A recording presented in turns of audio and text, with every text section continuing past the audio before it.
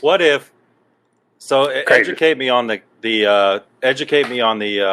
etiquette here. Let's say that something like really rare, whatever, comes in that you can never find, and there's 5 cases of it, or 2 cases. There's 2 cases of it, and they're just like, you can buy first come first serve, and you have an event coming up, right? You have an event coming up, and you're like, I can serve 24 bottles of this, or how many ever of this at this event, and most of it will be drank. I might have 1 bottle left. Is that okay with the etiquette? Because you're not going to like hoard it. You're buying it for your personal, like your use, right? Is that okay, or would that be motherfuck? Like, are you violating some kind of bourbon code by doing what I just described?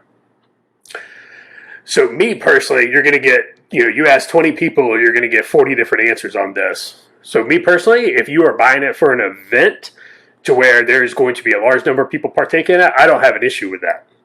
Right? If you're going to go in and buy both cases to turn around and sell it at, 300% profit, you're a douchebag. Right? It's completely well within your right, but you're a douche. So the bottom line is, if you're the one that sense. has the bottles and the other guy doesn't, you're going to get motherfucked no matter what you do.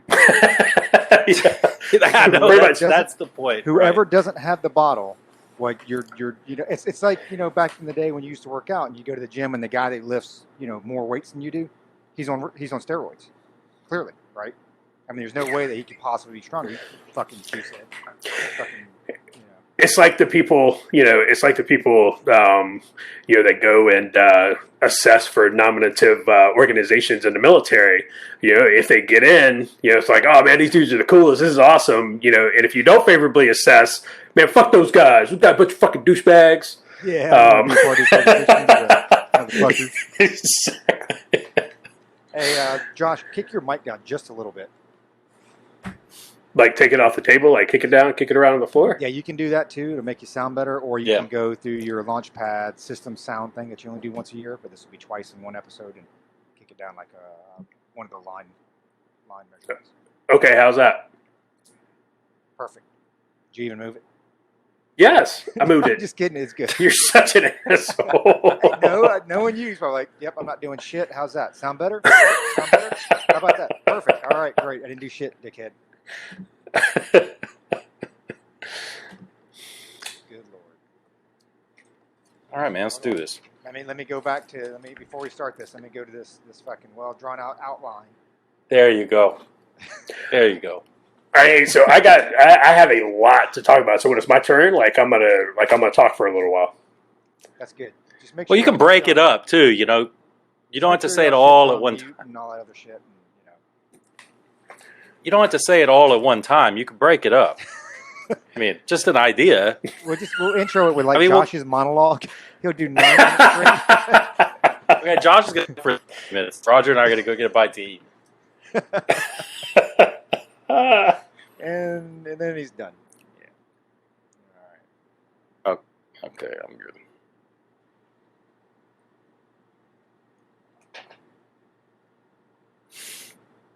Good afternoon, and welcome to another episode of Culper's Canteen Cup. Again, we want to thank all the listeners out there. You're doing us a huge service by giving us part of your time, part of your day. For those on the freemium content on YouTube, which we do have, you can see Luke doing a virtual hand job, which because of COVID, that's what we got to do now. It's all virtual.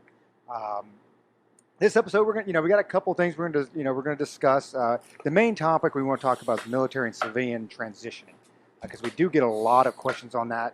All 3 of us transitioned, some a little bit different. Myself and Josh retired once Luke quit. I know, just a little eye roll or whatever. If you quit, you can't get unemployment. So once he quit, he actually had to go out and find a job. But I do want to follow some of Luke's detailed outline here. So I just gave the introduction. So according to his very specific outline, we're going to kick it around with the topic "Good for Bullshitting." Maybe we could discuss Warzone, and then we're going to do a little bit of back to Roger, kick it to Josh, kick it to Luke, tell story, kick it to Roger, same advice, kick it to Josh, kick it to Luke, and you think you're missing the good parts.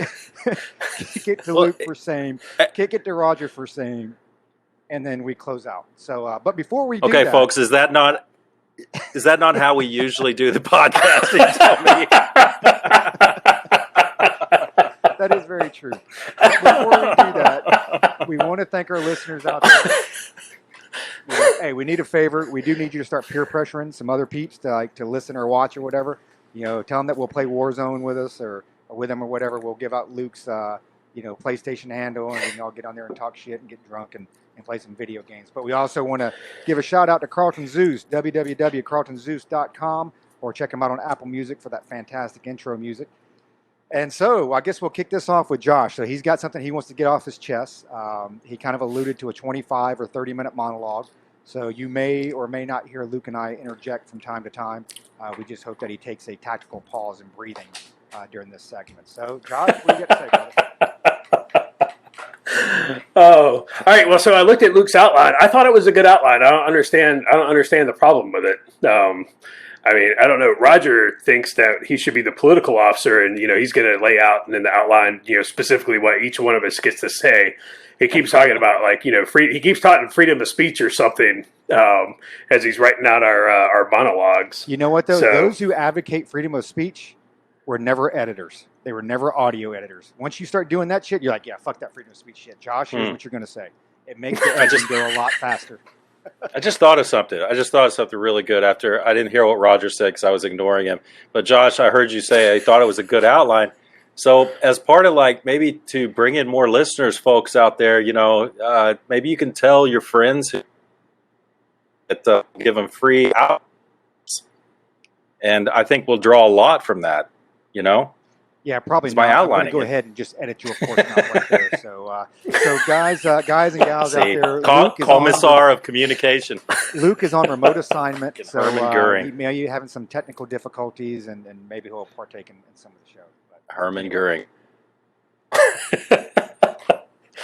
All right, so we're talking transition, right? So I started transition, 2.5 years ago now. But I retired.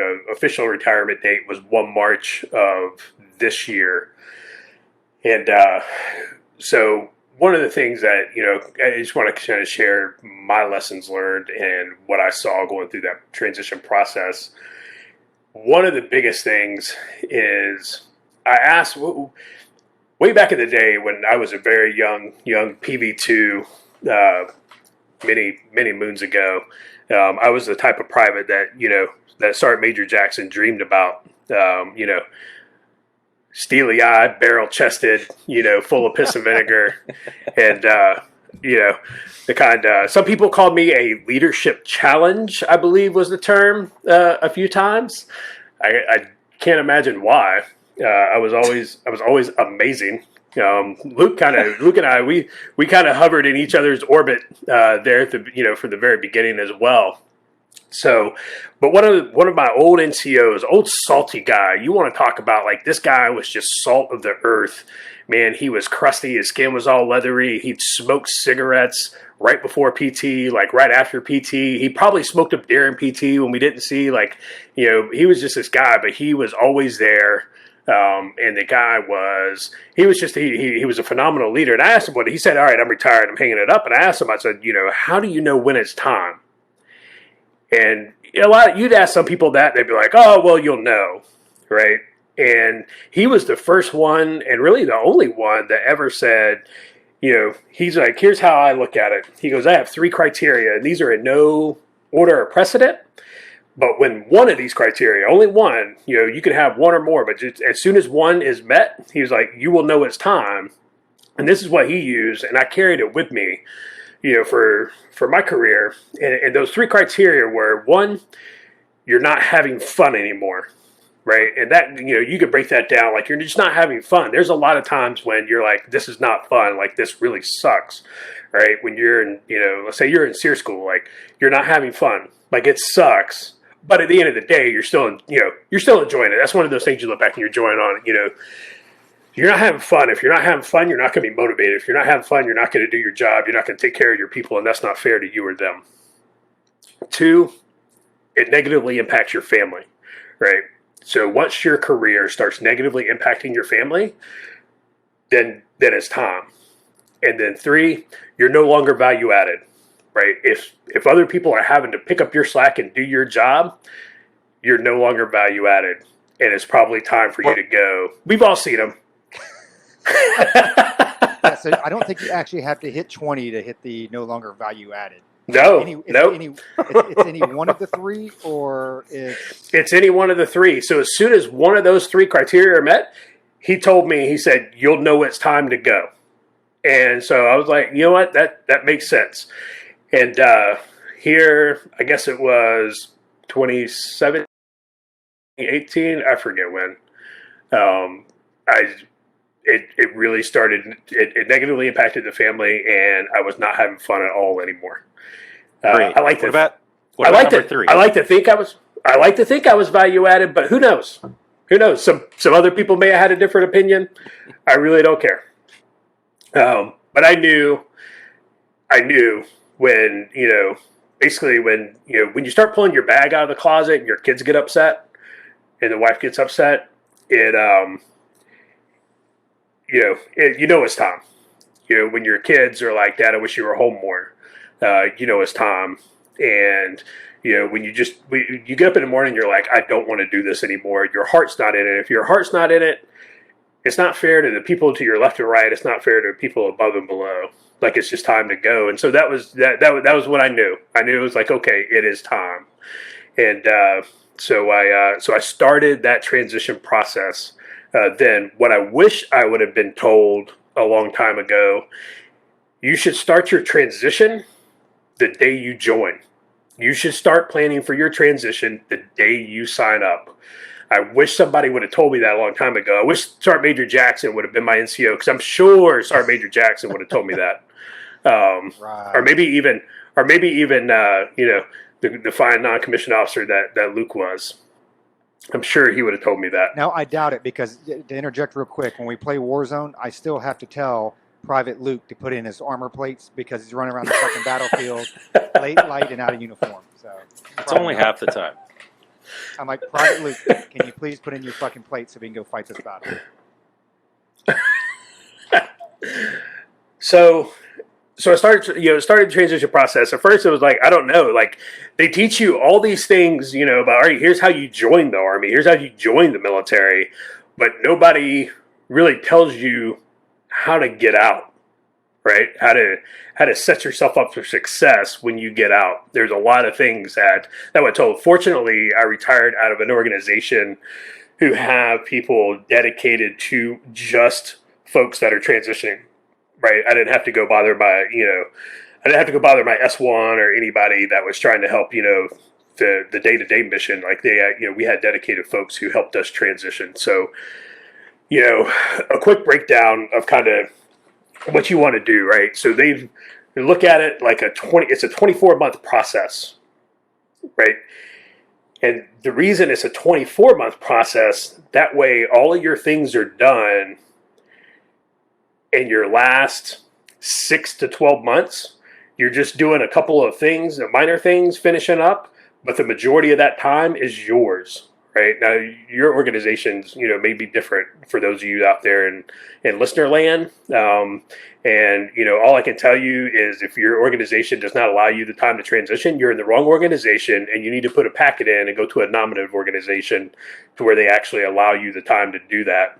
I don't know that the 82nd Airborne Division is going to let you take 12 straight months off, to go handle your shit. I don't know, but I'm gonna say I doubt it. So the 24-month, right?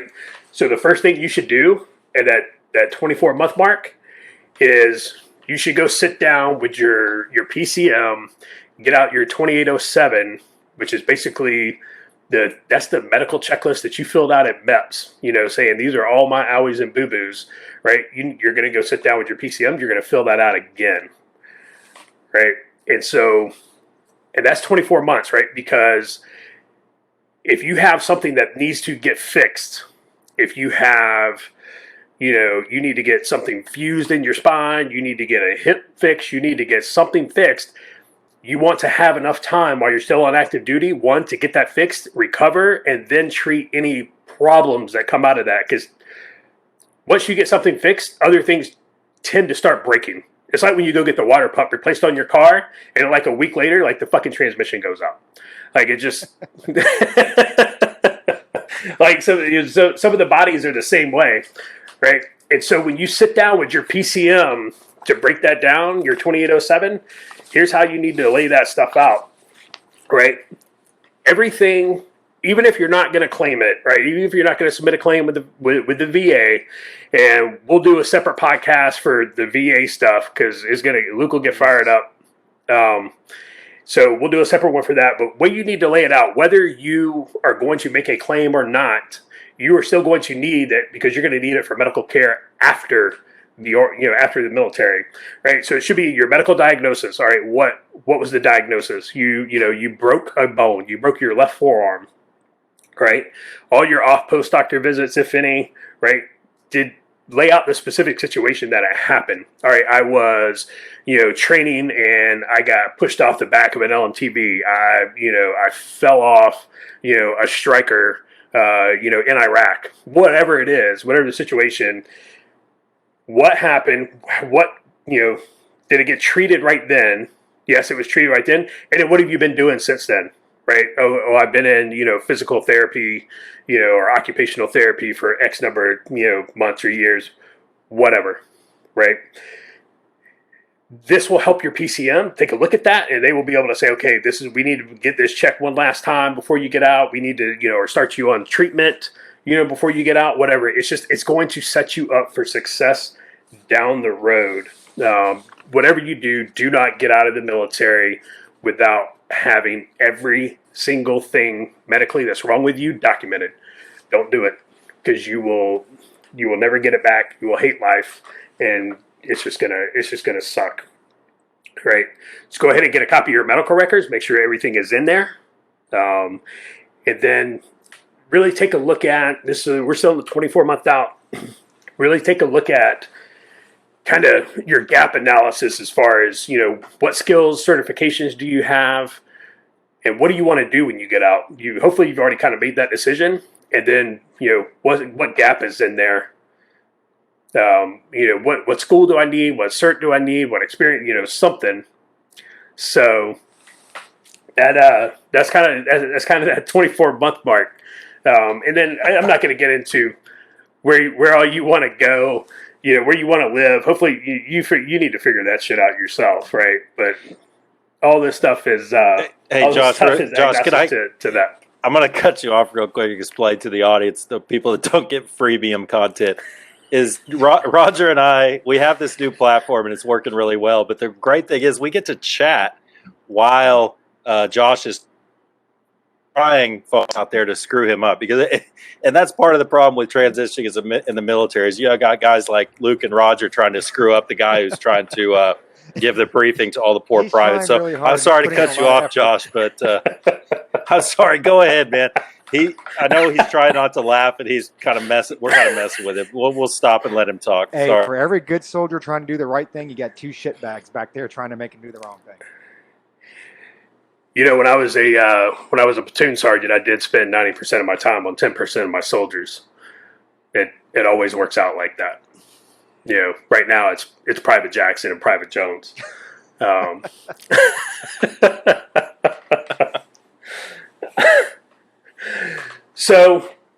So that kind of, so you're going to do that gap analysis. What certifications do I have? Because you have experience, whether those are hard skills or soft skills, you have experience from your time. Hopefully you picked a job, that transitions well, that there's a job market for on the outside. If you didn't pick a job, well, then you can blame Roger and his fellow recruiters for, selling you a shitty job. If you're a Cav Scout, there's not a whole lot of jobs for Cav Scouts out in the world. If you're an infantry guy, unless you're going to go work, for Blackwater or, some shit or, be a little green man, then nobody really needs somebody to run around the woods and fucking kill people. Sorry, you picked a shitty job. It sounded cool. It was really cool. While you were in the Army, you got to run with your rucksack, and now you have no cartilage left in your knees, but hey, good on you. Blame Roger and his fellow recruiters for all that stuff. Now, you said it yourself. You chose the shitty job. I didn't have anything to do with it. I just educated you on the different jobs in the Army. You picked. You sold people a bill of used goods. Nope. I educated them on the various 200. He was selling the lie. Yep, he was selling the lie. Right. So you want to make a copy of everything. One, you should be keeping a copy of everything throughout your career anyway. But once you start this process, make a copy of everything. You should be making a copy of your medical records every 6 months, every 8 months, or after some major event anyway. If you have it, well, you're stupid. Start now if it's still relevant to you. Excuse me. All right, so at about your 12-month mark, you want to knock out your retirement physical, right? And again, so that'll go along with your 2807. Knock out your retirement physical. Find out, make sure all your joints, you got the range of motion, you've got all that stuff, and you're still, you're not completely screwed up, and the Army hasn't completely broken you. So you're going to annotate all that stuff on your 2807, and then, about your 12-month mark, you want to start working on your resume if you have it already, right? And I'm not talking about your Google resume format and put it in there. Hopefully you build a network over a career that allows you to reach out to some of your buddies who are already out and, hopefully in the private sector or in a sector that you are looking to go in. Reach out to them, use them. Their experience is invaluable. I used Luke and Roger a lot as I was getting ready to transition, for, what do you think about this? What do you think about that? What should I do? What are your thoughts? Right? Because they're in, two different sectors. They're already out, but, those are the sectors that I was looking to go in when I retired. So use your network. Hopefully you didn't burn all your bridges. I didn't, I managed to keep a few around, minus the ones I demoed in place. But yeah, no, absolutely. Use those folks in your resume. One thing, do not ever, ever, ever pay to have somebody write your resume or review your resume. There are services out there. They're like the fucking payday loan people. They're preying on, soldiers getting out. Joe's getting out of the military saying, hey, for, $100, we'll write your resume. Do not pay that. There are resources available to you for free through the Soldier for Life program, right? So this is, a lot of this is going to focus on Army because we're Army. Don't ever pay to have your resume reviewed or created. Bad idea. Right. So you're getting that 12-month mark. Hopefully you've already started your SFL TAP stuff. So your Soldier for Life Transition Assistance Program.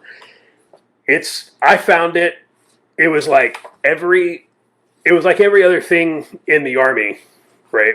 There's some good things and there's some bad things. There was stuff in there that I didn't need, and there was stuff in there that I needed. The budget class on how to create just a simple monthly budget, I didn't need that because I'm an adult and I'm a responsible adult and I've been doing that for a long time, right? So those things should not be new to you, but if they are, then go take them. I didn't need to take it, so I just kind of sat there in class and doodled for an hour or however long it took to check that block. Right. So the Soldier for Life Transition Assistance Program, I don't know about for you guys. Luke, when you got out, it probably wasn't much to it. I know they've come a long way. Like I had classes spread out over a couple of weeks.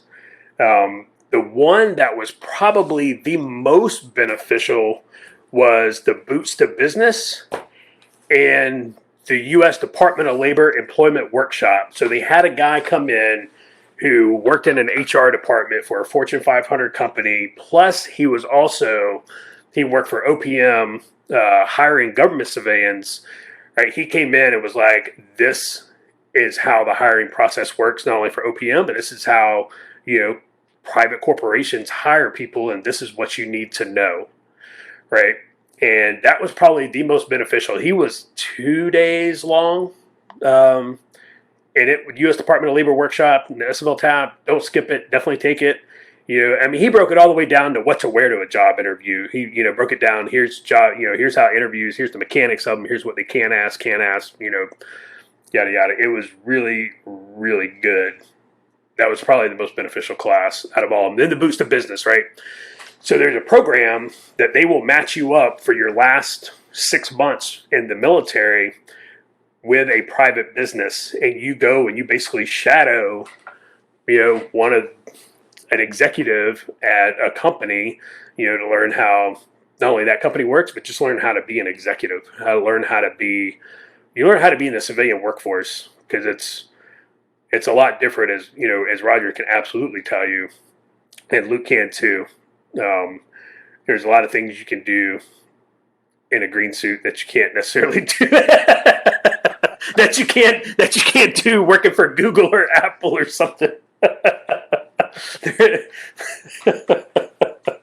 There's some things there that just don't go over very well. It just so that one was really good. Again, understand, depending upon where you're at in your career and what your qualifications are, you're probably going to have to start over at the bottom or near the bottom. If you were in for 4 years and you got out, you are not walking into a $150,000 management job unless you have some crazy ass qualification. Like, it's just not going to happen. Roger, I don't even, what have you seen from your perspective on those guys with just a couple of years in the military getting out and that expectation management? You hit it on the head, and that's the problem is the expectations. They get out, and I hate to break this down to people, and I will tell you that my experience and my perspective is limited to what I do, in the small business world, and so it could vary depending on where you go and the size of the corporation you go to or what have you. But folks get out and say, hey, I was in the Army, Air Force, Navy, Marine Corps, whatever. Generally speaking, most people don't give a shit. I mean, I hate to tell you that, but they always say, it's like the resume thing. And I tell you that, I mean, Josh, you hit everything on the head here. There's so much to cover under this, because when we talk about transition, it's not just Army to civilian life. It's not just for retirees. It's not just for those that do their term of service. But a lot of the same rules apply, different vernacular a little bit, but a lot of the same rules apply for civilians going from job to job. I'll tell you right off the top, probably the best piece of advice that Josh gave was, you should always be transitioning. From the day that you join, the day that you start a job, the day that you come in the Army, you should be preparing to transition, being ready for the next part of life. And a lot of times folks, they do their term, they come out and they think, oh, hey, I'm a veteran, I've got 5 points veteran preference. Nobody really gives a shit about that. I mean, I know we all get out there and we say, hey, Veterans Day, and think of vet, and we give them the flag and this. Hey, who's willing to pay you $100,000 a year for your skill set, for your service? And that's where the rubber really meets the road. And I tell my boy this because he's 18 and he just started college. And, like we all do at 18, he's like, I want to make millions of dollars and never work again and yada, yada, yada. I'm like, hey, I hope you fucking make $100 million, because I never want to work again either. But the reality is, do you have a skill set that somebody is willing to pay you for? And so folks that get out and they say, and I run into it all the time, that, I want to make 6 figures. Do you bring a skill set? Because I don't think people understand the money side of it on the the overhead piece and the company piece. If you're making $100K a year, generally speaking, and again, this is a rough rule, it's going to cost the business $150,000 a year just to break even. We're not even talking about making any money yet. We're talking about by the time you get with all your benefits and this and that, taxes, overhead, it's going to be about $150K a year to break even to pay an employee $100K. So then you have to ask yourself, well, do I have a skill set that somebody is willing to write me a check for $100K a year, $150K a year? And most of us don't at the time, unless you've done, you've been in the military for 20 years, or you've been in other civilian, job for 20 years, or what have you. You may have that skill set that Josh was talking about, but most of us don't. The big things you touched on with folks that get out of the Army that, are going to walk into a management position. I tell you this, it's not just for the 4-year or 5-year guy or gal. There's a lot of folks that, hey, I did 20 years in the Army and I was a platoon sergeant. I got out and I want to be the COO of a company. Guess what? Civilian life is a lot different than the military life, and you really don't bring a whole lot to the table.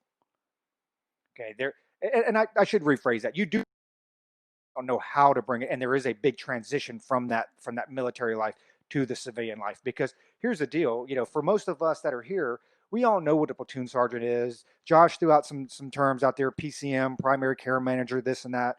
We all know what that is. But to your person at a small business, they don't fucking know what PCM is. They don't know what a platoon.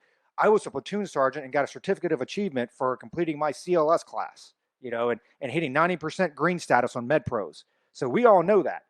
The guy, gal who's running, the local mom and pop computer shop down the store or down the shop or Intel or anywhere else, they don't know what any of that stuff is. So a lot of times, and I know I'm jumping all over the place here because there's so much to cover, but a lot of it goes back to that resume as well. How are you selling yourself? How are you articulating what your skill set and experiences are? Because what I have seen, and we hire a lot of vets. So one day when we actually get more than 4 listeners, maybe we'll plug our small business, but we hire, I think, 75, 80% of our company consists of prior service folks. And I can't tell you how many resumes I get. And fortunately, I know what the hell I'm looking at, but most folks don't. And one of the services that we do provide is to actually go back through their resume and say, hey, this is how you have to transition and articulate what your skill set was from the military to civilian life. So if you were a platoon sergeant, okay, that's equivalent to like team leader, middle management. So instead of saying platoon sergeant, I was, and you don't necessarily have to use the term middle management, but you use that, I was a manager or a team leader of X amount of individuals and whatever. So, that's just a small snippet. But going back to Josh's initial thing, his initial statement, you should always be transitioning. You should always have that next step in mind. And I broke it down to a couple big categories. And this is kind of a 30,000 foot. We can cover some of this and Luke will have some input on this. So number one, and it's actually pretty interesting with all three of us here because Luke did 10 years ETS and went on to another job. Josh and I both retired. So for us, the transition, and I'd be kind of curious to hear Luke's perspective on this. For us, the transition was a little more codified because you do your 20 years and then, okay, I'm 2 years out, I'm 18 years, this is the steps that I go through, this and that. ETS, you have a contract, but most units, and even the ones that I was in, if you're ETSing, the unit really didn't give a shit. It's like, hey, you're going to serve here to the day that your contract ends, and then you're out and you go do something else. Whereas at least with Josh and I, they kind of knew, okay, because we have what we call going road, retired on active duty. Most folks do it at 18 years. Josh did it at 14. I probably did it at 12. Where you just really don't give a shit anymore. You're just, it's that value added that Josh was saying that you're just kind of, at the office every day collecting a paycheck.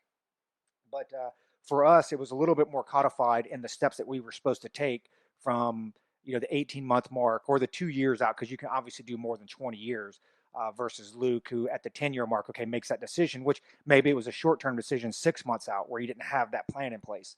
So that kind of goes back to what Josh was saying was, you always have to be prepared to transition. And before I kick it to Luke, and these are kind of the bigger categories I broke it down into, things that you need to look at. Josh touched on it, healthcare. Because here's the deal. If you're retiring, that's pretty good. You're going to retire and you're going to get healthcare for life. But guess what? You have to transition over from the military healthcare system to the retirement system. You're carried over for I believe it's 24 months. I think it's 2 years. You're carried over on the active duty TRICARE system. But then you get switched over in the roles. And oh, by the way, you have to start fucking paying premiums, which isn't a big deal. I don't want to get the numbers. The premiums from us are fucking, awesome. It's one of the best benefits that you're ever going to get.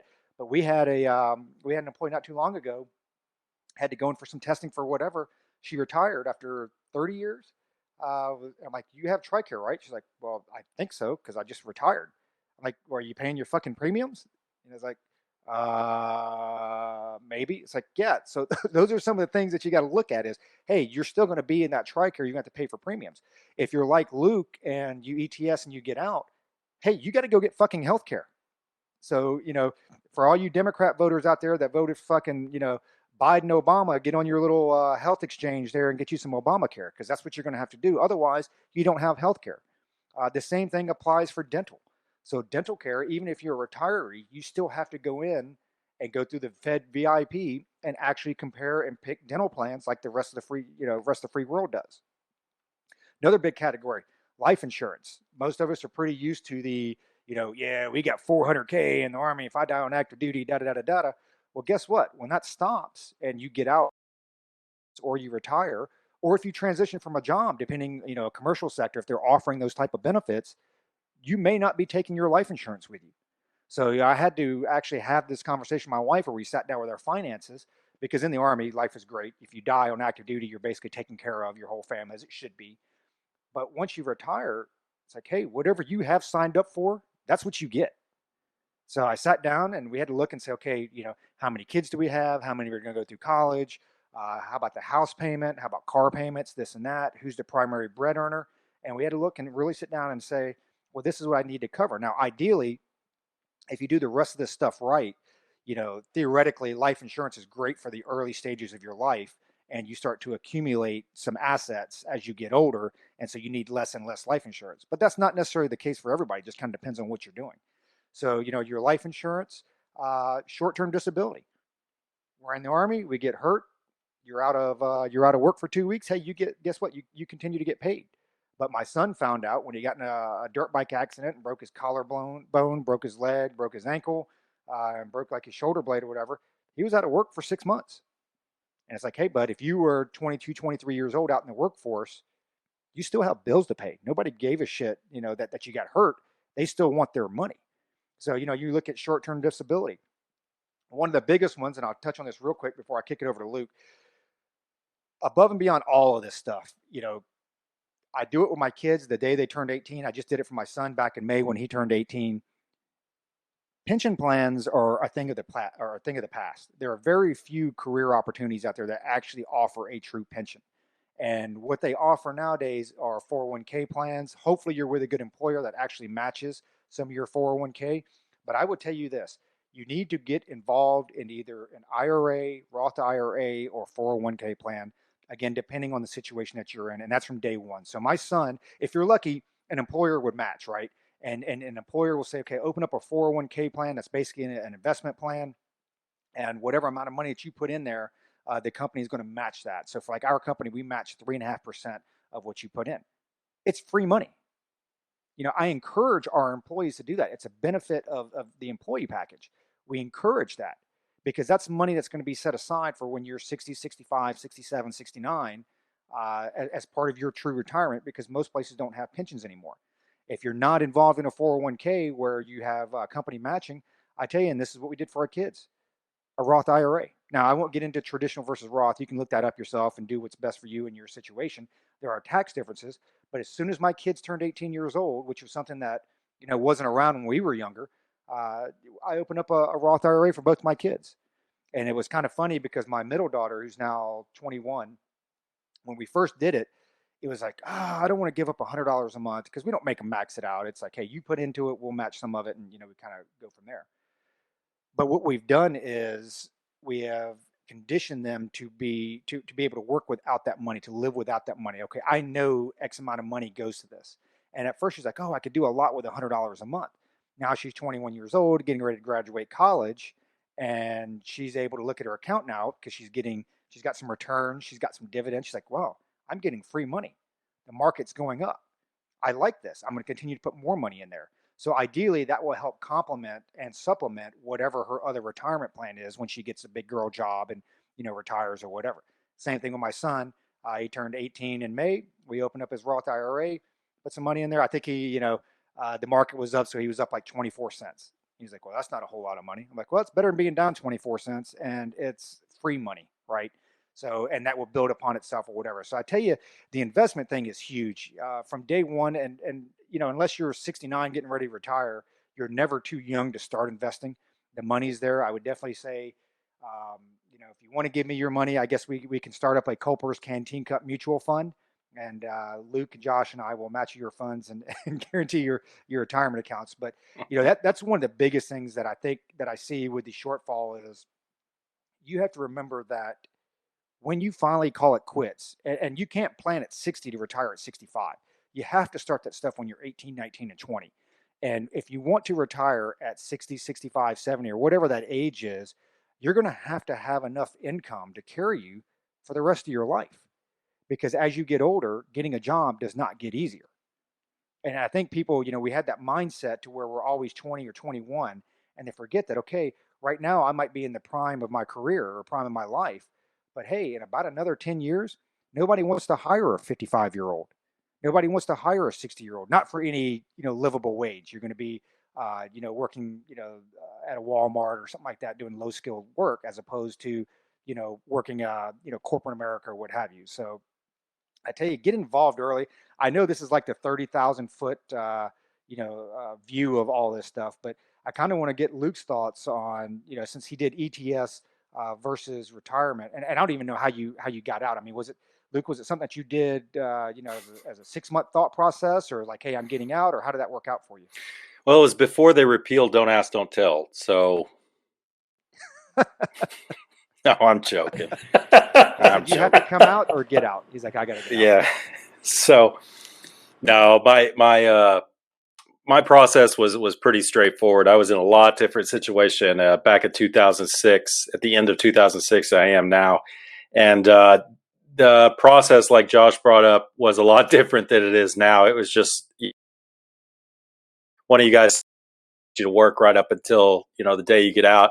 That was how it was, and I was fine with that. I mean, I was literally writing an IMFR the day before I went on terminal leave, and I ETS'd from that means get out of the Army early before retirement. It means quit. At 9.5 years, I had 3 assignments, 3.5, and I was in The Hague, the Netherlands. I wasn't anywhere near a military installation. And I was very fortunate when I got out because I did have a skill set which at that time was in very high demand. If you think back to what was going on at the end of 2006, man, I mean, there were civilian jobs out there galore. I had 6 to choose from. I mean, 6. And the Army wanted to keep me in, but they had promoted me too fast. And I was not interested in going to be a first sergeant or whatever up at Fort Drum. And I was looking down the barrel at that. I was Army wasn't interested in. I think they blew a little smoke. They said I can't go to a nominative unit. And I was like, nah, I'm getting out then, and I'll go be a civilian at a nominative unit. And real quick story, as far as my transition, I'll back up real quick and say there wasn't any transition. I don't remember going to any briefings. I got a medical. I did the medical. But I didn't follow up on it like Josh said you should, and I should have back then, but I just didn't. And I was ready to get out because I already had job offers. I knew which one I was going to take, and that was that. I went on terminal leave for only 2 weeks and then started up at my first job in Maryland. And as a single E7 in Holland, living on the beach, literally living on the beach, I had more money as a single E7 than I knew what to do with. I just didn't know it at the time. I just disposable income. I've always saved. I've always done the thrift savings plan and stuff like that, but I wasn't worried about money at all. And I look at this shiny civilian job I got, federal civilian, and I'm like, I am going to be swimming in money against my LES. What I'm going to be making compared to my LES, I'm like, dude, I'm going to be driving a sports car. I'm living on the beach now, so I'm going to be living in a mansion on the beach in Dundalk or where the fuck ever in Maryland. And then I got my first paycheck after 2 weeks. You get paid every 2 weeks. And I was like, this is wrong. I remember seeing that. I was like, this is wrong. They paid me for 1 week. And I called up our HR, and I explained the situation. I was like, hey, I think my paycheck's wrong. And the poor girl on the other end said, this is your first paycheck, isn't it? You're a brand new civilian. I was like, yeah. And she goes, your paycheck's right. We always get this from the guys who ETS because it was a real shock because Roger alluded to it. There are a lot of benefits that you don't think about. And I'm kind of talking from the single soldier 9.5 years in or less rather than the retiree, because when you spend some time around the Army and you learn things like that, it really sinks in, especially when you have a family that you have to think about. I didn't have that. And the taxes, the insurance premiums, it was a real shock. I wasn't prepared for that. It's not that no one explained it to me. It's just you can't. The civilian world is just different than the military. They provide you a lot of things that they don't do in the civilian world. And some of my thoughts when I was getting out, as far as my decision to transition out, again, it was at a time where they were knocking on my door. And it was a contest between what's going to make me happier and more fulfilled, the Army or this civilian job. And, we talked a few weeks ago about, Maslow's hierarchy of needs and stuff. But due to my abnormally low intake of carbohydrates, I boiled it down to a satisfaction pie. And Josh kind of hinted at it from the crusty, not hinted at it, he hit it on the head with what the crusty NCO said to him. But the way I break the pie down, as far as the way I broke it down then, the way I break it down now, is there's three parts of the pie, three equal. You want to make these three parts of the pie equal. Family, prioritize your family is number one. Number two is career, job satisfaction, and number three is location. I mean, are you happy with the location? And that goes into cost of living and all that stuff. So back then, I was looking at one thing because I didn't have a family to worry about back then. I was looking at career and job satisfaction. And I was looking at money because I thought it was going to be more. Now we have to weigh those three things out. And, if you trim down on the location, you're like, well, I'm not so happy with this piece of the pie with location. You want to be able to make that up with time with the family and quality time with the family or career job satisfaction. If your career job satisfaction takes up that whole part of the pie, your whole life's going to suffer. And vice versa. If you're in the best location in the world, if your dream is to live in Miami, Florida, but you're always away from the house, you're not making a lot of money, and you hate your job, what the fuck? It doesn't make a difference. So, with transition, I would definitely take those three things into consideration. Family, like Josh and his crusty career satisfaction and location, try to equal those out, try to make those three pieces of the pie equal. Josh said something funny. I wrote it down. Not funny, but he said something poignant. He said that he remembers the time when he was saying, this is over. I mean, I'm done. And I remember when that happened. I don't know if you remember, but I remember. You came into Iraq, and the way I see it, Josh, is you were kind of at the pinnacle of your career at that point. You were in a very demanding assignment that required your skills and abilities. And it's like, well, I've made it now. This is where I need to be as a warrant officer with 20 years in or close to it. This is where I need to be. But man, I remember seeing your face when you were downrange in Iraq. I came to see you one day, and you had found out that they were going to send you right back somewhere else, and you had broken it to your family, I think, or maybe you hadn't, and you were like, I can't do this anymore. This is just not going to work. And I remember that, and I knew it was close to time. Well, Josh, maybe he'll change his mind. But man, when you gave the word that they were actually going to send you, I knew it was over. I knew, and I don't blame you, man. I mean, you made the right decision. But where I am currently, I see a lot of Marines who are getting out with less than 5 years. And to Roger and Josh's point, they kind of repeat the same process. A lot of them is like, I'm getting out. And they feel like this sense of relief, I'm getting out. And then a couple months pass, they're like, holy crap, I'm going into the civilian world. I got to start, actually being serious about looking for a job. And at that point, I always talk to them and I give them as much advice as I possibly can about, hey, like Roger said with the resume, a lot of these skills can translate, but you got to do exactly that. You've got to translate them not only in word on a resume, but also in practice. So I, with some of the limited skill sets I see, but they can get a Department of Energy job pretty easy.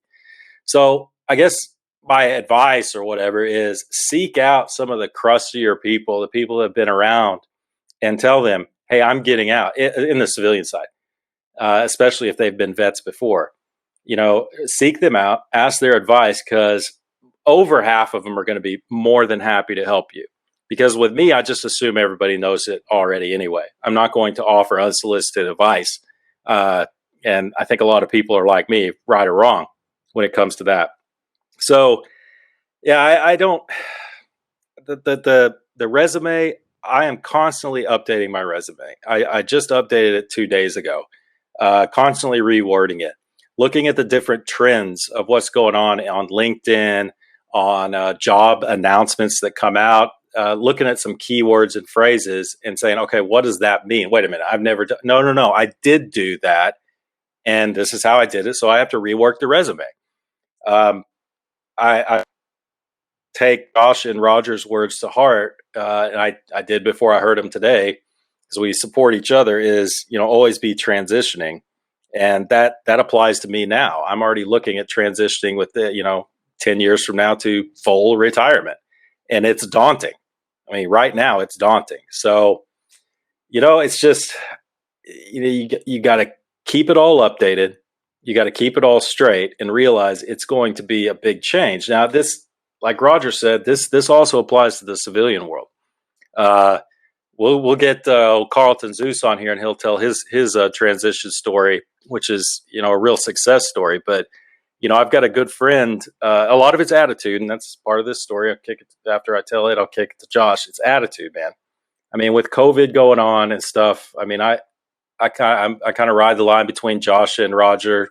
Josh thinks it's Armageddon. Roger thinks it's rosy skies, but people are losing their jobs out there. And I have a friend who started out in the sports industry and worked up to vice presidentship in his firm.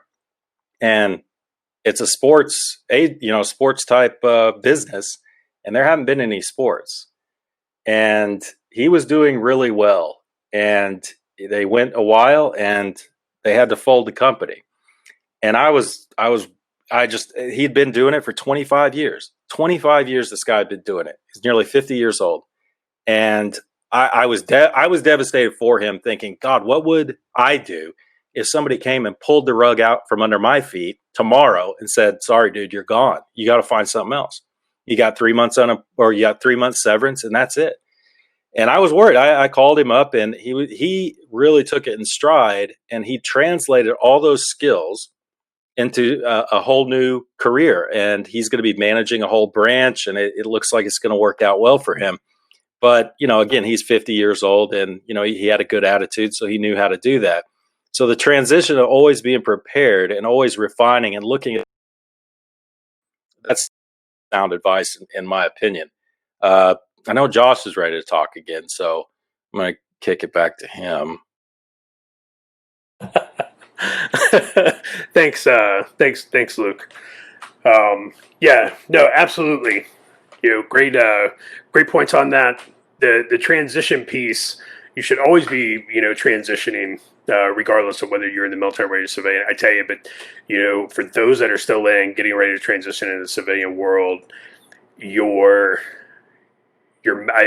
medical and your resume are probably the top two most important things. Don't forget about your DD-214, right? We've all PCS from one duty station to another, and we've all blown off some portion of that PCS process, right?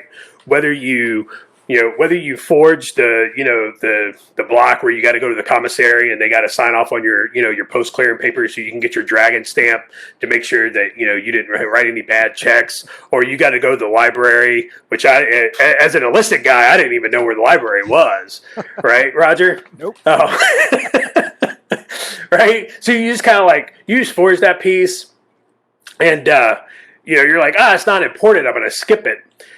I'll tell you right now, when it comes to that retirement checklist, that retirement process, do not skip anything, right? Because the one thing you skip is going to be the one thing that you absolutely need, and once you're out, it's done. You would have to move heaven and earth, to get that back. And, the life insurance thing, I tell you right now, if you are under 39 years old and you're in the military, yes, you're going to pay out of pocket for it. The military's not going to cover it, but go get you life insurance right now, because they will probably look at you, depending upon, what's wrong with you. They'll probably look at you and be like, oh, you're in your 30s and you're in, active duty military. They're not going to do that in-home physical evaluation. They're going to be like, no, man, you're good. For the most part, they're going to be like, you're good. You're going to get a low premium and do that. Because I can tell you right now, we sat down and we did the math too, and the math does not work out for the veterans group life insurance for what they provide. It's shitty, right? And life insurance it's expensive. It's expensive. And if you wait until you're off of active duty, then it's like, oh, you're retired? All right, yeah, we're gonna need those medical records from you, and we're gonna have to come to your home and do the blood sample and all that stuff, right? Go ahead and do that now. Save yourself a ton of work. Get yourself some term life insurance for cheap before you get out. That right there is invaluable. Luke brought up taxes, and Roger brought up taxes. Do taxes. Do yourself a favor before you get out. do taxes one year. Don't actually file them. Don't be an idiot. But sit down and do the taxes on what you make, and see what your tax burden is. Is going to be that first year you're out, because that will wake you up in a heartbeat. The taxes, that BAH you get for housing, that's not taxable income. And if you live, in the DC area, when I lived there, I think I was pulling $2,300 a month, tax free. Guess what? One, you're not getting that. No civilian companies paying for your housing, right? No private company paying for your housing. And two, if we give you money, that shit's taxable. Like, it's going to get taxed. So do the math. Sit down and really do the math as if you're already out, and let that help. That should factor into, your decision process, and when you're driving toward, where you want to be, like Luke brought up, location-wise. And the other part to the transition piece that we haven't touched on that is really important, and I was completely unprepared for, is the mental piece, right? There's a mental facet to the transition process, and there's a couple of venues, right? So, you spend, 10 years, 20 years, 20 plus years, you wake up every day and you're not more important than anybody else, but you're a soldier, or you're a Marine, or you're an airman, or whatever, you're a Coast Guard, you're a sailor. That carries some weight. That's not something insignificant, right? One morning you're going to wake up and you're not going to be that anymore, right? And there's going to come a realization to where, it's like, I'm not that person anymore. You're still that person, but you don't get up and you don't put on the uniform, and in metaphorically anyway, right? I mean, I don't think any of us wore a uniform every day for like the last however many years we were in. So that maybe that made it a little bit harder, a little bit easier mentally, but the mental, that part of it, right? So there's two parts. There's that part of it. You're going to wake up one morning and you're not going to have a purpose, so to speak. You're going to see stuff on the news. Your friends that are staying in, they're going to continue, going to the X. They're going to continue to rotate to the box. You're going to watch it on the news, and I'm going to tell you right now, if you are wired like any of us, that is hard. That is hard, right? So the other part to that is,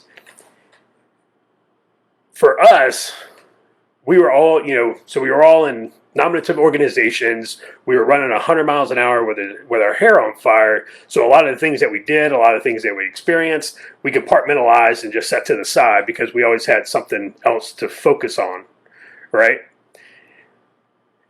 When you have your transition leave, or when you have that transition time to where you're not running 100 miles an hour anymore, all of that stuff's going to come out. Those boxes are going to open up.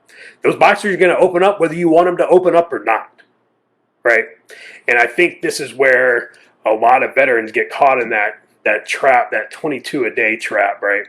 Is these boxes are opening it up, and the people that you were surrounded by every day, they're not there anymore, right? Because you've moved to, wherever, you're doing something different now. You're out of that family, so to speak. And now all of those are yours to deal with and yours alone, right? So you just make sure you account for that. Make sure you set yourself up for success for that, right? Because that's the mental part is an incredibly huge part of that transition process. But really, setting yourself up for success in your next life, translating everything that you did over to the civilian world, like Roger talked about. Nobody cares that you were a platoon sergeant. A lot of people at Google aren't going to know what that is, and they're not going to care what that is.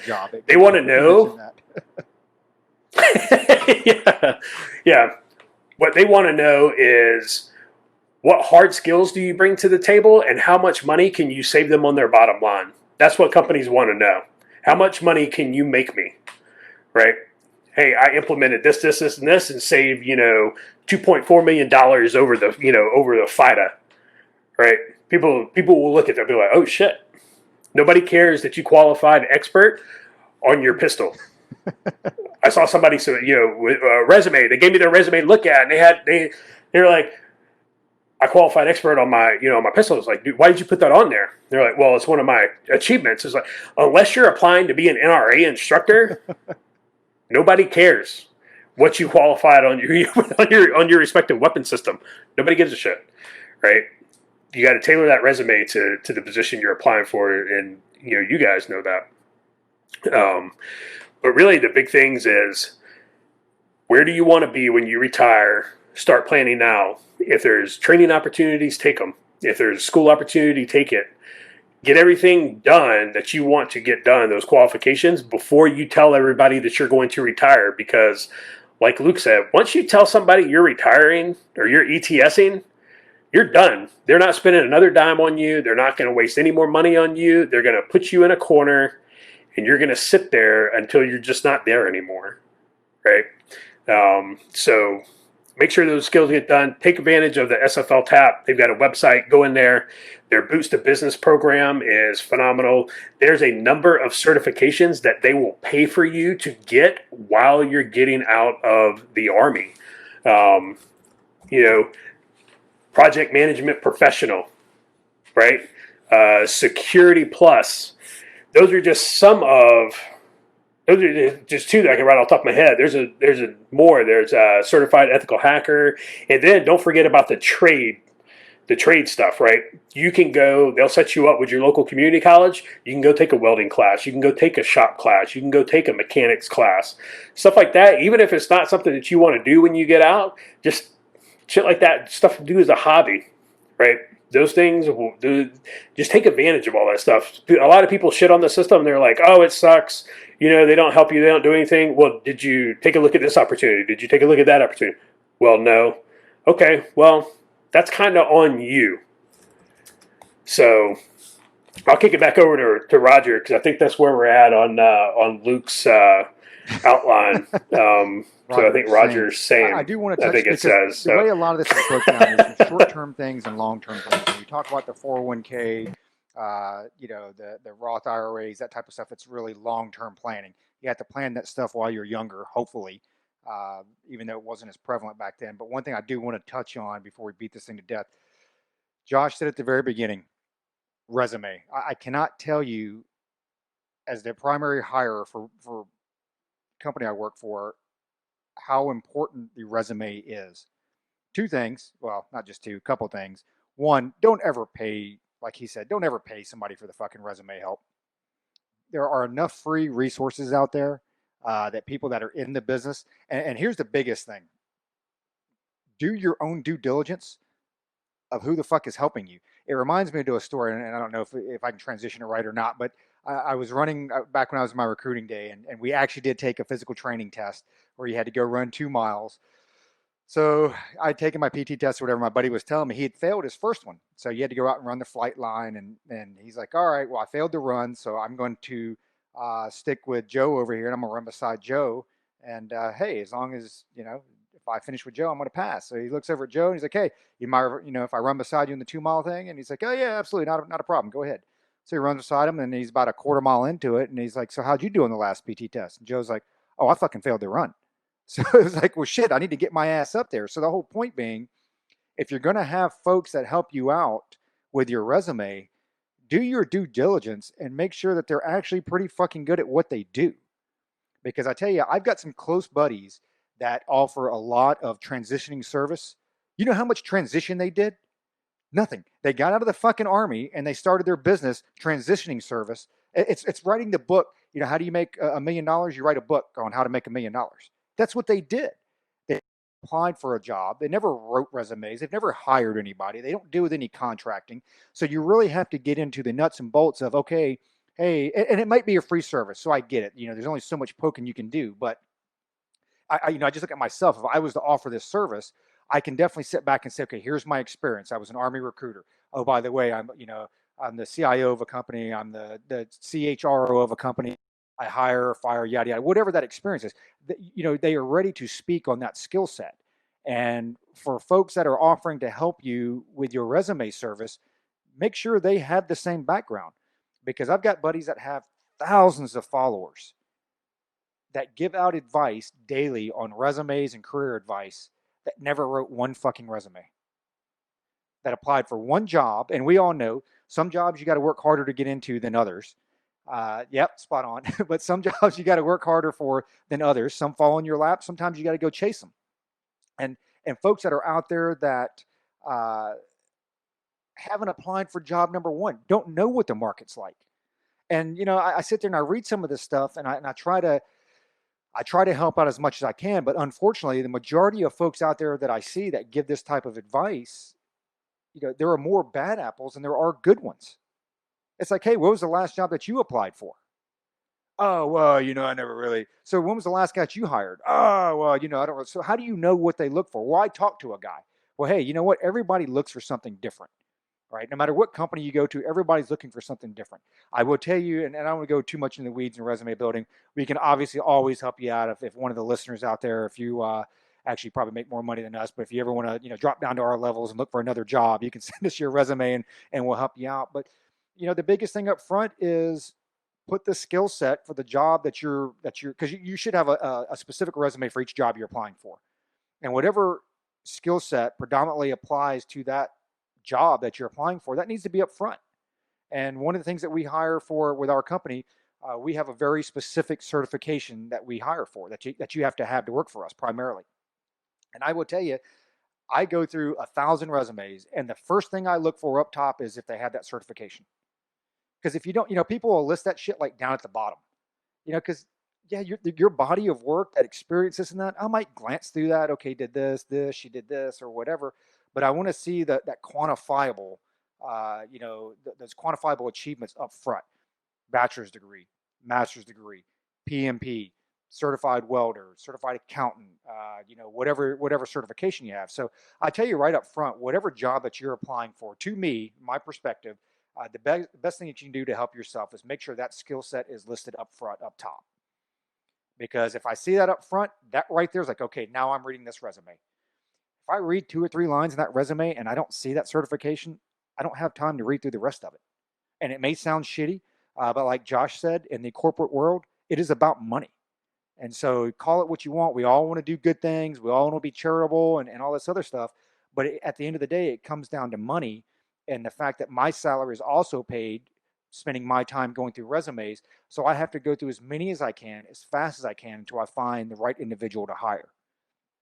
So I'll kind of leave it at that. I just, the broader, the broader thought behind it is do your due diligence on who is helping you out. It's like they say, fat people have the best diets, right? So let's not, let's not have the fat kid, come up with your nutrition plan. You need to go with somebody who's got a proven track record that does this for a living. There are plenty of, I don't even know what you call them, in the investing world, you got the angel investors, but you got your angels that go out there and help you that are CHROs of, your chief human resources officers for major companies that I know several of them that offer, to help, 2, 3, 4 people at a time. Now, granted, their time is valuable and they've got other folks that they're trying to help, but, as long as their day job, but there are plenty of folks out there that will offer free services that actually bring some good experiences, some very good perspective and bring some value added to what you're looking for. So I think with the transition, I mean, I know those are broad topics. Again, we talked about the healthcare, the VA disability. That's actually going to be in a fun episode because Luke always busts our balls over VA disability and whether you should apply for it or not apply for it or get it or not get it or whatever. We talked about, your dental, your life insurance. We didn't really get into a whole lot of company specifics like paid time off, PTO, but those are things that, are value added to a company that you go work for. We talked about, benefits that are given to you that may be free or you may not have to pay for. Those are one of those benefits that you have to look at that are negotiable. Looking at short-term disability, 401k, resume, always transition retirement versus ETS. So your perspectives are going to be a little bit different depending on what you want to do and where your goal is. One last thing, and I think Josh and Luke hit on this. As a recruiter, before for the listeners that heard back, and I don't even know what episode it was, but I guess probably 10 or 15 ago, we talked about motivators for people joining the military, why they join. And we broke it down to Teams T, the training, the education, adventure, money, service to country, and travel.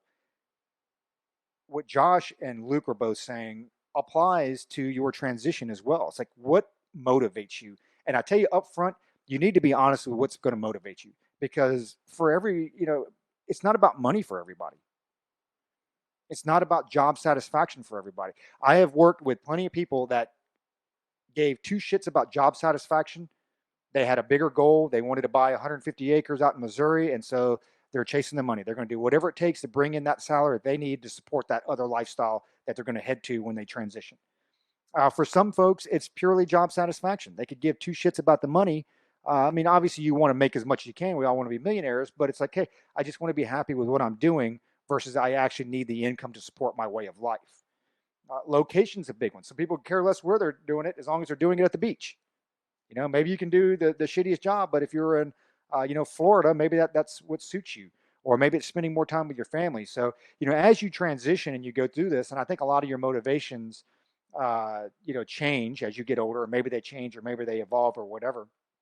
But, at the very beginning, you need to look at what motivates you. And you have to be honest with it. There's nothing wrong with money being a motivator. There's nothing wrong with job satisfaction being a motivator. The whole point is, if you set your objectives on something that's not a primary motivator for you, you're going to fail and you're never going to be happy. So with that being said, let me throw it back to Luke. I don't know if you want to close out on some transition, or if you want to talk a little bit about the snooze fest that happened last night, or, you got some grab bag stuff. Grab bag. There was a dude at Bragg. There was a dude at Bragg that joined the Army specifically so he could finish his doctoral thesis on something to do with, groupthink or something. So his reason for getting in and getting out was pretty solid. I can't remember his name, but he was a strange cat. But that was kind of cool. I want to take issue with something Josh said. Hey, if you're going to apply a deacon in Texas, they care very much about your pistol marksmanship. Remember that dude that shot that crazy motherfucker from 60 feet away? Moving target in the head. Yeah, shot. I think. Yeah. So if you're going to be a deacon in Texas, you might want to include that marksmanship on there. Roger, great point. And I wish you would have brought that up to me years ago, dude. Years ago. How to Make $1 Million, write a book about making $1 million. I'm going to pass that to AJ Todd as soon as possible. I can't take credit for that, though, because I've probably heard it 1 million times from other sources. So I'm going to pass that to him, and there may be another book coming around. Hey, real quick update on snafus, foo bars, tarfus, and other sordid tales. I haven't even told Josh yet. We broke $1,000, so appreciate y'all who got on and ordered the book. And yeah. as soon as those royalties make it into that account, we'll be sending all secure a check for that amount, and plus whatever we get between now and then. One real quick thing, and Josh knows this. There's some units in the military who, when they're transitioning out, even after some of them choose to transition out really early, and you look at these folks and you're like, why is this person being hired by Google? Why is this person being hired by Bank of America? The skill set does not translate it when you look at it on the surface. And these guys, and I don't know if there are many gals, but doesn't matter. They have a unique skill set, which is problem solving and planning. So some of these big companies, I'm not saying you can get a job at Microsoft or Google or Bank of America, but if you focus on, just to say it one more time, all three of us have said it, focus on translate what you learned in the military as far as problem solving and planning to a corporate type atmosphere. And you might be, get Roger's advice on that, Josh's and mine if you want it. Hit us up on social media, send us a private message, and we'll be more than happy to help you out, talk you through our experiences. Sounds like Josh and Roger have a lot more than I do to offer, but be glad to help you out. That goes for each and every person listening. Help you out as much as we can. And with that, that's all I got on this one, so I'll kick it to Josh. All right, yeah, thanks, Luke. Hey, glad to hear we finally we broke 1,000 on the book, so we'll hit up all secure and get that money to them. Yeah, if anybody out there needs help, you got questions, you're thinking about transitioning, or you're in the transition process, please hit us up. Reach out to us on social media.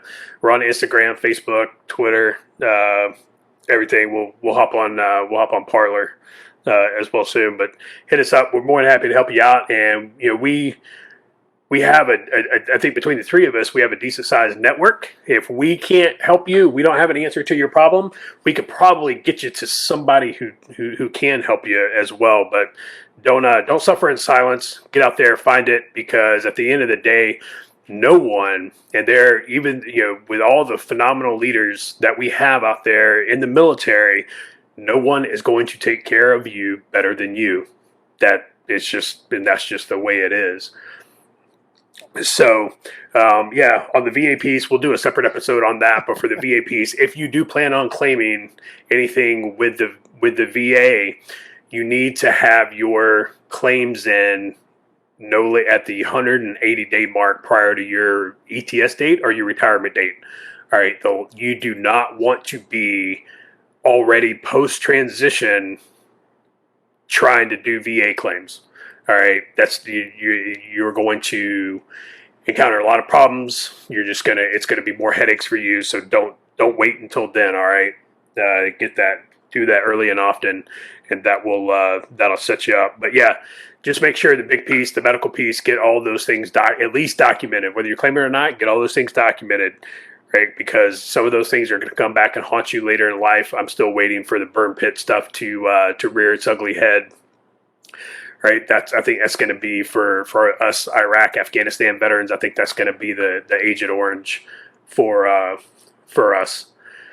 So, make sure you get that stuff documented. Make sure you get your what you have done, translated over into civilian speak, so to speak. Right, so people know what the hell you're talking about when you're trying to transition. Get out and do a couple of job interviews. Apply for a couple of jobs you're not going to take, right? And if you have not done a lot of interviews, if you haven't sat through, promotion boards, if you haven't sat through nominative assignment, assessment selection panels, if you haven't done that and you haven't been in a chair answering questions in a while, it does not hurt you to go interview for some BS, for some jobs you're not going to take. So get that interview experience. Go ahead and knock the rust off. At the end of the day, you're planning another mission, and you don't want to plan this mission out of your back pocket. You're just not going to throw this thing together and sua sponte it. You need to sit down and you need to be methodical about this and plan it out. Plan your transition, because again, nobody's going to take care of you better than you. I don't have anything else. I think I'm going to save my DNC comments for another episode, especially after what I witnessed last night. I don't know that I really even had the words to adequately describe that late term abortion. So I'm going to throw it back over to Roger, and Roger's going to close us out. Following the outline here, I would tell you this: I watched the. I know we're not going to go down this road too far, but I think I watched the first 10 minutes, and I made a conscious effort to watch it. I was like, okay, I'm going to go ahead and fix my dinner. All my chores are done. All this other stuff. I'm going to sit down. I'm going to watch this thing. And I made it about 10 minutes. I did like when they kicked it off with the national anthem, the preamble. I thought was pretty cool. And then just went downhill from there. And then later at night, I caught the recorded version of a few minutes of Michelle Obama. She's getting fat. I mean, she must be on your guys' diet plan, right? I mean, she's getting a little fucking heavy. The jowls are fucking getting a little thick there. But, I caught a little bit of that. And then, some of the back and forth with President Trump and his tweets. But what was amazing was this morning, I caught some of the headlines on the news. And they listed, it was probably 8 or 9, like really far left progressive websites, social media hosts that were like, this thing was disastrous. So the only thing that I hope, and we can get into this later in another episode, I am hoping the Trump campaign is taking a look at this. And again, I don't know if you need to jump out with like a stars and stripes bikini from a fucking C-130 shooting an M4 with the Golden Knights with some fucking fireworks going off or something, but you have to do something more exciting than what they did last night. And I don't know how the next 3 days of the DNC convention goes with that type of that type of just watching videos is what you're doing. So one last question before I close it out. I'll go round robin real quick. So we've got this weight challenge thing coming up, right? What did we say? September? What is it? September 4th?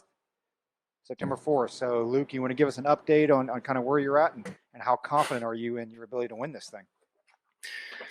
I still haven't weighed in a while, but just based on how the pants are fitting, I think I'm about at least where I was the last time I weighed. We'll get more into it on the day we actually do the weigh-in and everything as far as the diet and everything. But basically, it comes down to this: I just cut out carbohydrates, man. That's it. Everything else is kind of on the table. It's not necessarily the cleanest diet in the world, but definitely more vegetables. I guess whatever carbohydrates are in vegetables and beans, but which is negligible compared to what I was eating before. So yeah, it's going okay. I should be exercising more, but I'm just not. I'm strong, knocking out some miles, and I think I just got a little lackadaisical. So I'm going to hit the sauna and put on my sweatsuit, like the wrestlers used to do, and hope I beat Josh. But I'll return to what I always say, man, to you guys is that, man, I just feel a lot better. If it ends up being just 10 pounds, which probably is 10, 11, I mean, I need to maintain that because a lot more energy. It makes a big difference. So, I mean, we'll see. We'll see on September 4th how things go, but I can't wait to have a nice little pizza when this is over.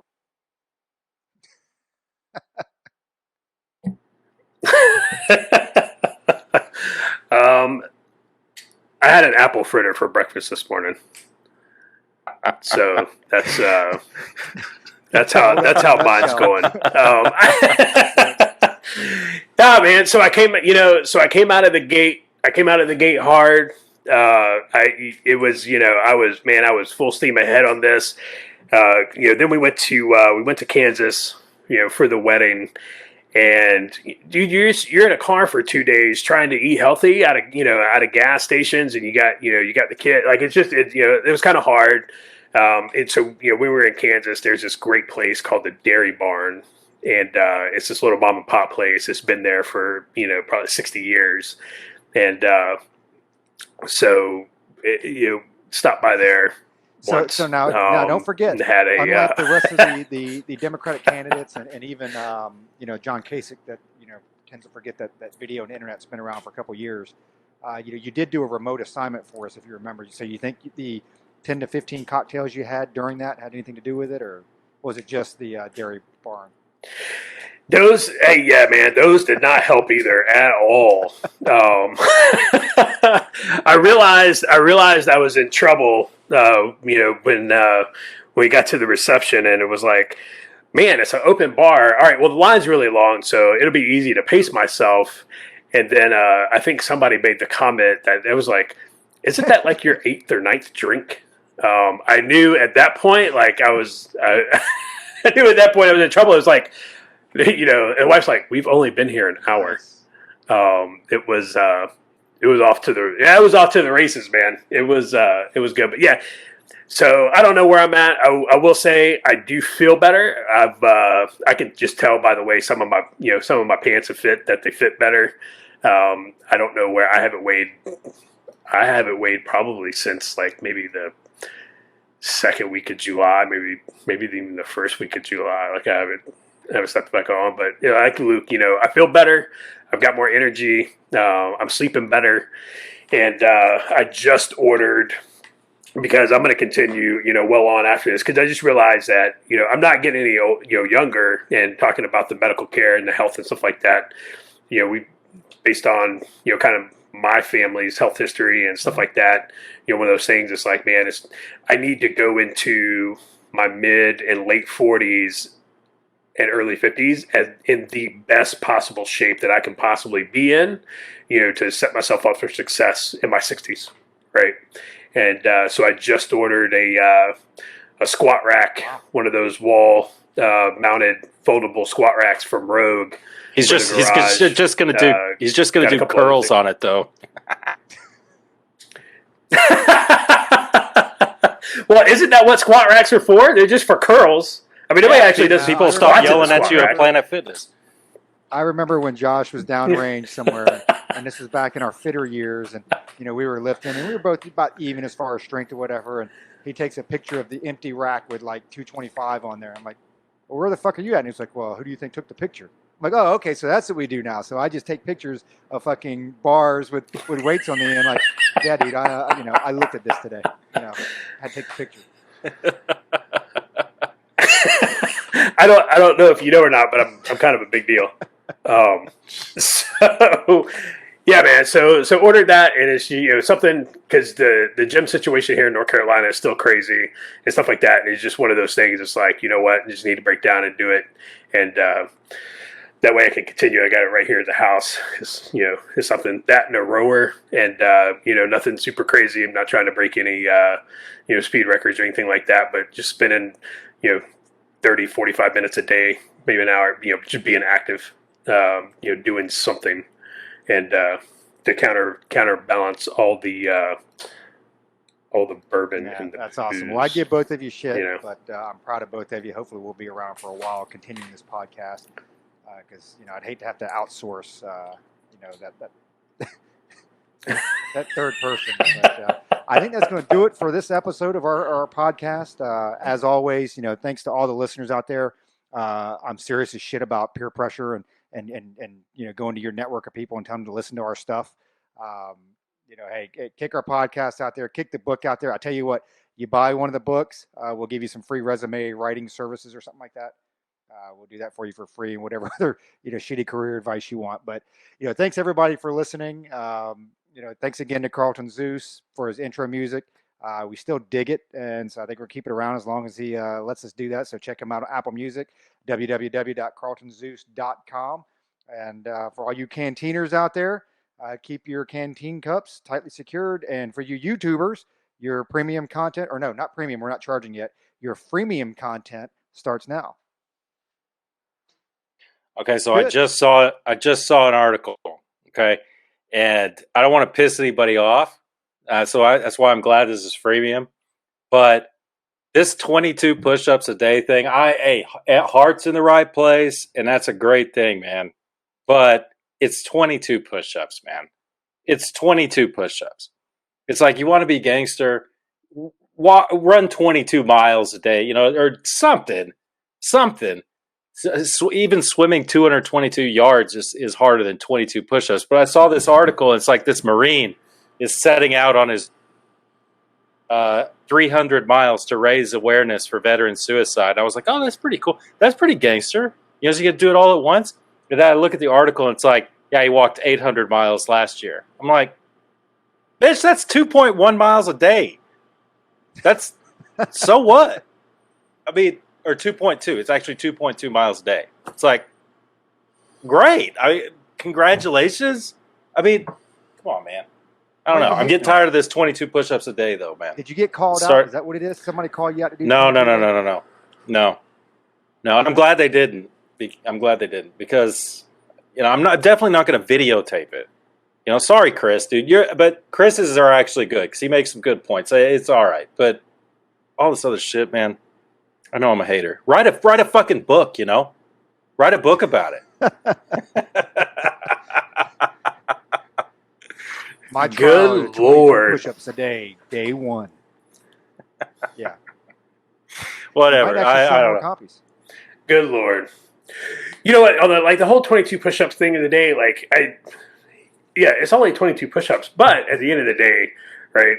It's the symbolism of it, right? I guess, but you should incorporate something else into that. Here's what you should do: do your 22 push-ups a day, video yourself doing it, right? Posting it on your social media, show everybody, because not everybody is us. Not everybody, not everybody hates on it. Right? I'm not hating on it, but reach out, right? Reach out to 22 people a day. Hit up 22 of your buddies a day and say, hey, guess what, man? I did 22 push-ups. I'm reaching out to 22 people. I asked you to do your 22 push-ups, and you reach out to 22 people, right? You incorporate something like that. That's exactly what a buddy of mine did. That's exactly what a buddy of mine did. I know 22 people that I would actually reach out to for that. Well, I have 22 people on my Facebook friends, so I would just mass message them all and be like, "Hey, what's up?" It's gonna be you two. So if you guys are all right, that's kind of my my contribution. Yeah, dude, I'm down with the 22 push-ups today, man. Just the raising awareness, keep bringing awareness to it, keep bringing awareness to it. It's Coney 2012, man. And it's the bucket challenge.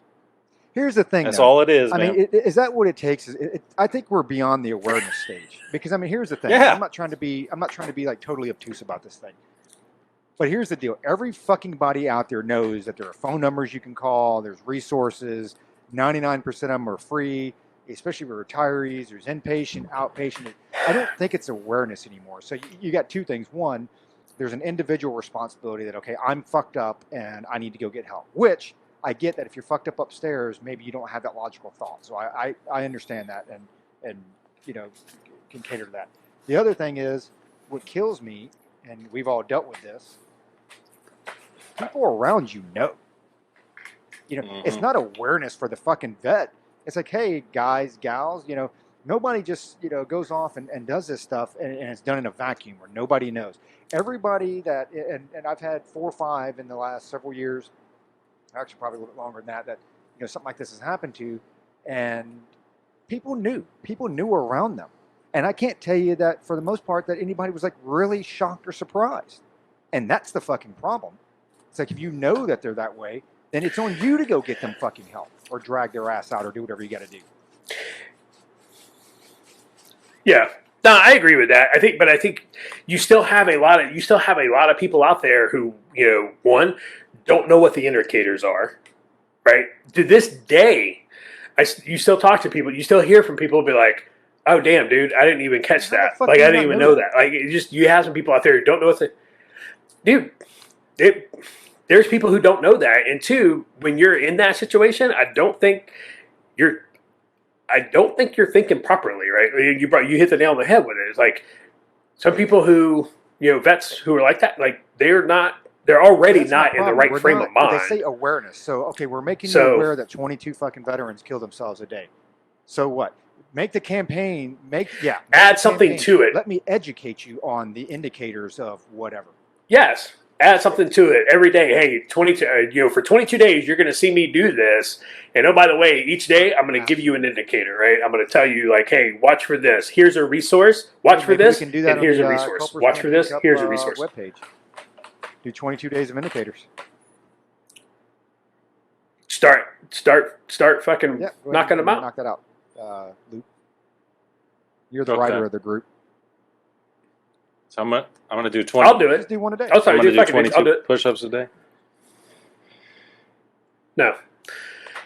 I'll do it. I'll start tomorrow. What I'll do, I'll post up on the social media and just lay it out like, hey, 22 days, here's the indicators, right? And here's a resource. Yeah, and I think we definitely do for that. you I think to we use. definitely, and that, especially in that intro, and maybe we just cut and paste this, the same intro, or maybe not, because people just read over it. But it's the.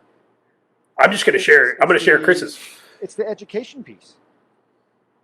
It's like, hey, you motherfuckers need to. No, the education piece definitely has to be there. You're absolutely right. Man. Killing me. Because now, if you're seeing, like, I was looking at the 22 thing a day, and I was at first I was a little skeptical, like, is it really fucking 22 a day?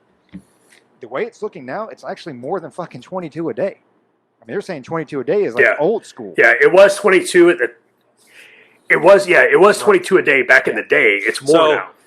Speaking of, are the numbers really that? What's up with these, like, all this stuff going around the internet? And a lot of my friends who I consider reasonable people, and maybe I'm sure they are, but it's like, it's all this 423 children were abducted today, and the numbers, some people, have you guys been seeing that on Facebook? Yeah, I mean, the numbers some of these people are putting out, it's like, Jesus, man, that sounds like a lot.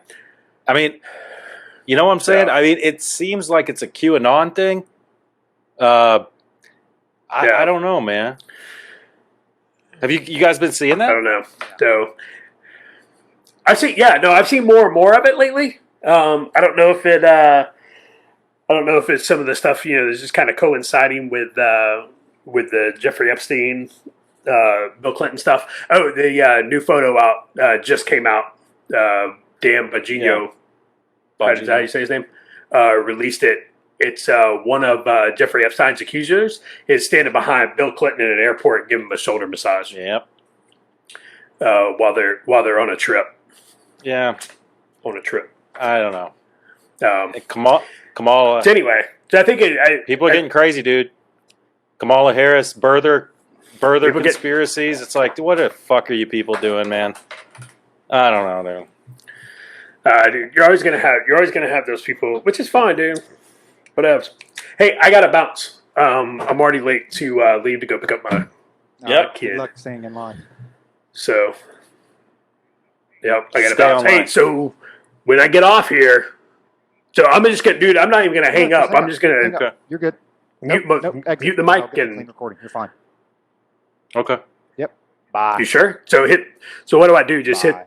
hit Yep. the hang up button. That's all I got. I don't have to do anything Still else, around? and then just leave the rest of the stuff. So I was just gurgling it real quick. Oh fuck, where'd it go? So what they do, I believe, is when they talk about abduction, they're also conflating that or combining that with kids reported missing. Mm-hmm.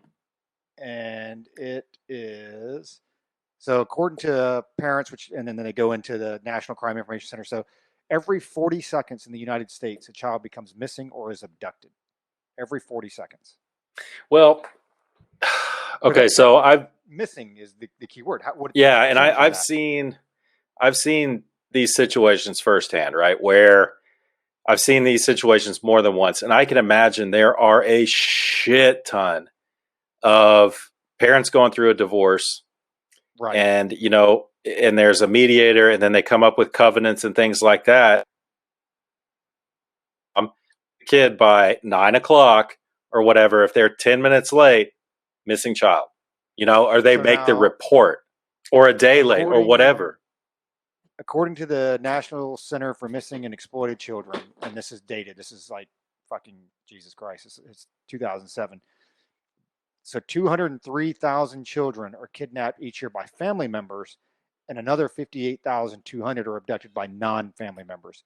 So I would say that 58,200 is what you really focus on. Yeah. That's accurate, right? That was a year? Years ago. Yeah. 58,000. So maybe the numbers are right. Fuck, man. I mean, that's 159 kids a day. Yeah, that's a lot. Okay, well, fuck, man. That's a lot, dude. 6.5 kids an hour. Yeah, that's yeah. Whew. Dude. Well, we'll see how this episode does, man. I don't know. I like talking about politics better. Yeah, I think there's some people that that need it. I mean, I think it was all advice that we wish we had when we were younger. And unfortunately, like the rest of life, you don't get it until you're fucking beyond repair. But it does appeal to a smaller niche or a smaller group versus our broader audience. Yeah, good episode. Yeah, good stuff.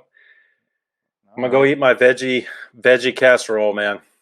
Sounds cool. So for the YouTube watchers out there, that's the end of your freemium content. Thanks again for watching. Stay safe and keep your canteen cups tightly secured.